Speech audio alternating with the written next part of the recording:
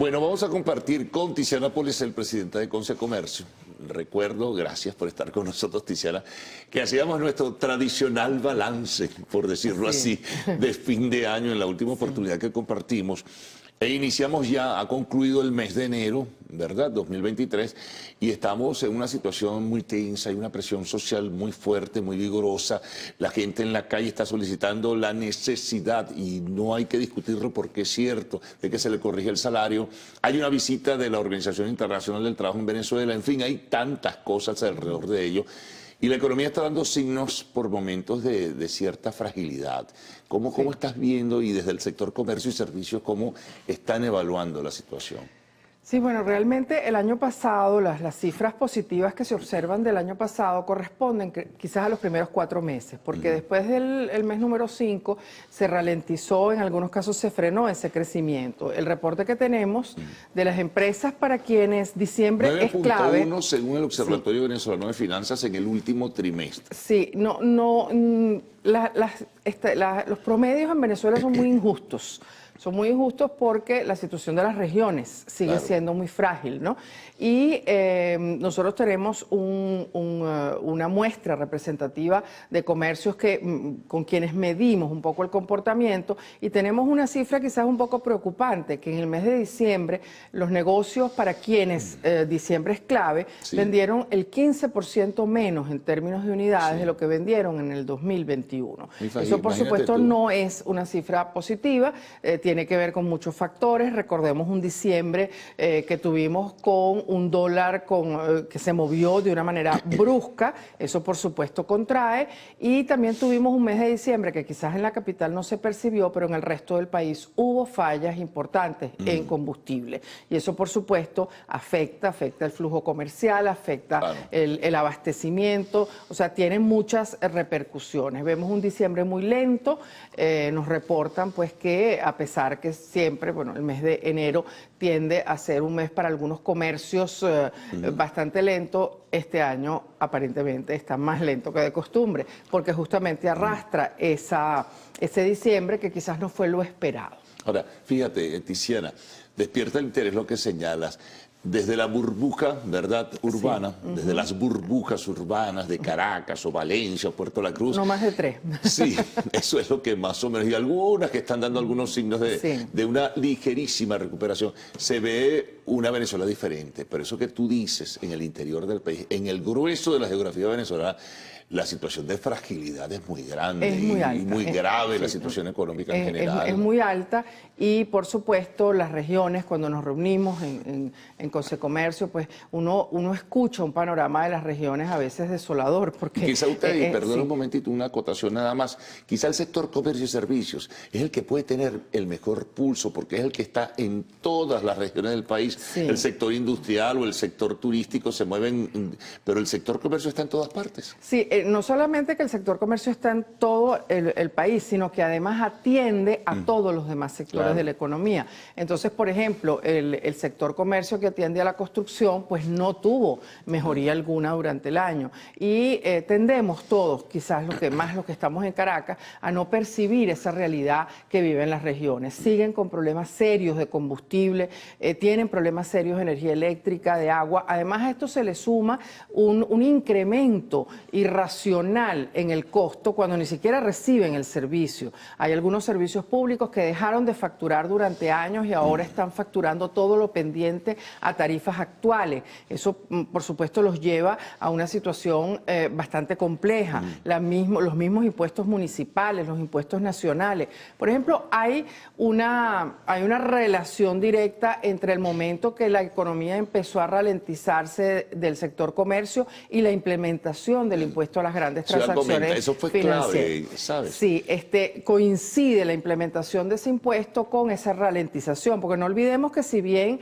el porcentaje puede sonar bajo, cuando lo llevas a toda la cadena, es un impuesto que puede estar rondando el 12%, y eso por supuesto ha afectado. Y lo más grave, como hemos nosotros señalado, y se lo señalamos al nuevo ministro de Comercio, es que el objetivo del impuesto no se logró. Porque eso me gustaría que explicaras un poquito por qué no se logró. Sí, bueno, porque mucha gente dice, no, es un impuesto adicional, recibimos tanto. No, el nivel de expectativas, no sé, simplemente se generó. El objetivo de ese impuesto, cuando fue implementado, fue que en 3 meses se iba a lograr recuperar el valor del bolívar. Sí.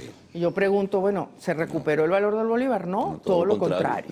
Todo lo contrario. Entonces, el objetivo del impuesto no se cumplió y además fue un impuesto inflacionario. ¿Y por qué no lo quitan? Hablaron de que eso iba a durar un año, máximo 2 años. Ese fue nuestro planteamiento. Nosotros tuvimos el viernes una invitación del nuevo ministro de Comercio para presentarse, etcétera, y ese fue uno de los planteamientos en la mesa que hicimos algunos de los sectores, porque había representación de diversos sectores de la economía e hicimos ese planteamiento. Evidentemente, ese es un elemento, pero hay muchos más. Hay impuestos que aún permanecen en las regiones irracionales. No olvidemos que está pendiente la ley de armonización tributaria. Todavía sin aprobarlo. Que también tuvo un freno importante en la Asamblea. Asumimos que, bueno, ellos están haciendo las consultas, pero ya han pasado los meses y más bien los impuestos en las regiones, en algunas regiones siguen subiendo. Ahora fíjate, Tiziana, porque es paradójico, porque si a la par tú estás en un discurso oficial señalando que en forma permanente le estás otorgando y les vas a ir, aun cuando en forma gradual, mayores estímulos al sector privado,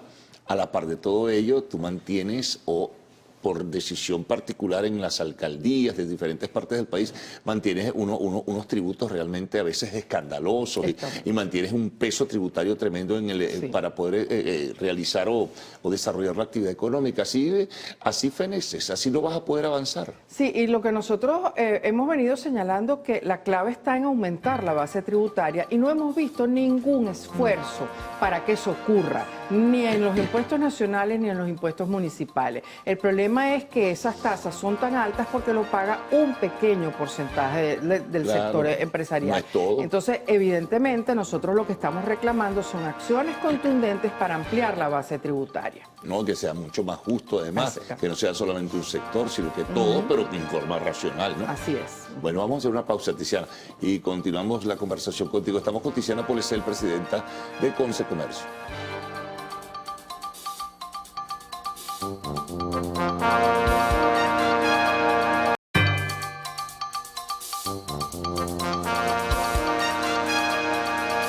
Seguimos compartiendo con Tiziana Polecel. Bueno, explicaba, por cierto, lo citó nada más el Observatorio Venezolano de Finanzas, que esa ralentización, que esa, digamos, desaceleración de la economía en el último trimestre del 9.1%, recuerdo la cifra que te la mencioné antes, se debe, entre otras cosas, a que el sector privado no recibe créditos. Eso es clave. La inflación, no hay un plan estratégico para enfrentarla y encima hay un estancamiento de la producción petrolera venezolana, ¿no? Sí, son una sumatoria de factores que se unen justamente a lo que comentabas al principio, el tema de los sueldos, porque no se trata solamente de fijar un salario mínimo.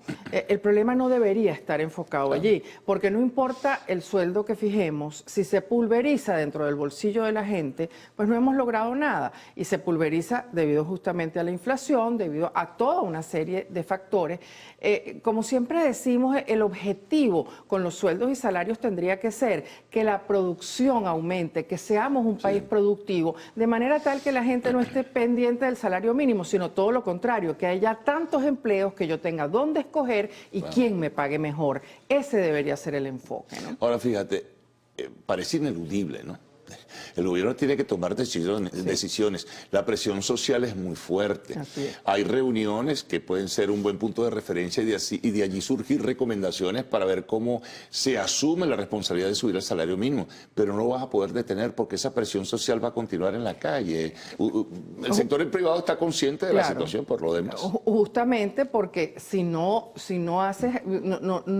enfrentas el problema estructuralmente y solo lo haces de manera sectorializada, el objetivo no se logra. Y creo que es importantísimo que aceleremos muchas medidas que vayan en pro de esa productividad. Por ejemplo, en el caso concretamente de los productos nacionales, que tanto énfasis nos hacen a los comerciantes que vendamos productos nacionales. El principal competidor del producto nacional está en las aduanas, cuando dejamos entrar productos de contrabando. Además, en condiciones beneficiosas y privilegiadas. Cuando hacemos la vista gorda a los ilícitos, ilícitos. Ahí está el problema, porque ese es la principal amenaza que tiene la producción nacional. Y por supuesto el tema de los créditos es clave. No podemos hablar de reactivación económica si no masificamos los créditos. Ahora fíjate, quien asumió la responsabilidad de la cartera de comercio venía de la superintendencia de bancos, ¿no? Y en ese sentido recién se tomaron decisiones un poco de descargar, llevar al 30% el uso de aquellas cuentas que se soportan en divisas, pero eso es insuficiente. Eso es insuficiente, por eso hablaba de masificar. O sea, nosotros tenemos que ir hacia un crédito al consumo, tenemos que ir hacia un crédito a los pequeños, los medianos comerciantes, los pequeños, los medianos industriales.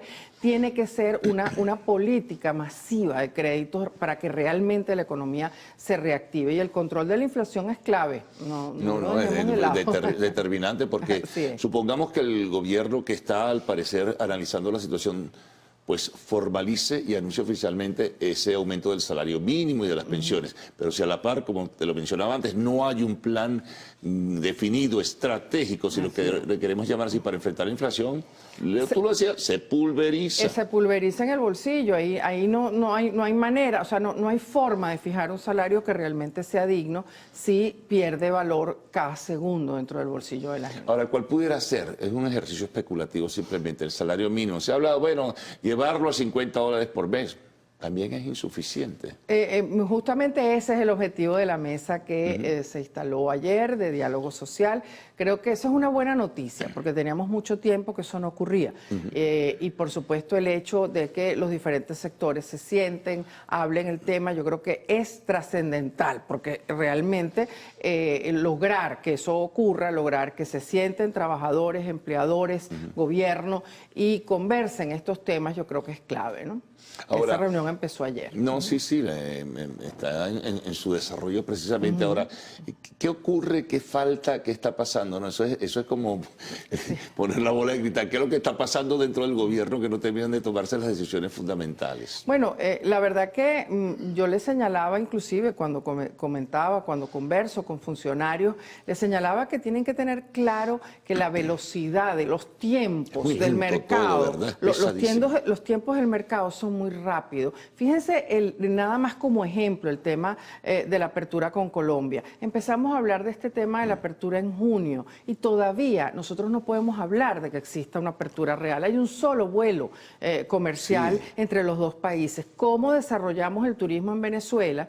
Porque, por ejemplo, cuando fuimos en las primeras reuniones, era clave el tema que para Colombia era importante los destinos como Nueva Esparta, Bolívar y Mérida para el turismo colombiano. Bueno, ¿qué nos encontramos en diciembre en Mérida? La vialidad destrozada, porque no había manera de transitar por el Estado. Entonces, evidentemente, ahí nos encontramos con un problema, pero las decisiones de los gobiernos tienden a ser muy lentas y el mercado reclama, y el mercado, la gente reclama soluciones mucho más rápidas, ¿no? Sí, y el tema de Colombia lo sentimos lento desde el punto de vista de revisión de los acuerdos y de decisiones que realmente muevan el mercado entre los dos países. Sí, lo que pasa es que se toman medidas por coyuntura, a lo mejor por esta, digamos, protesta callejera que se extiende en el tiempo, en los días.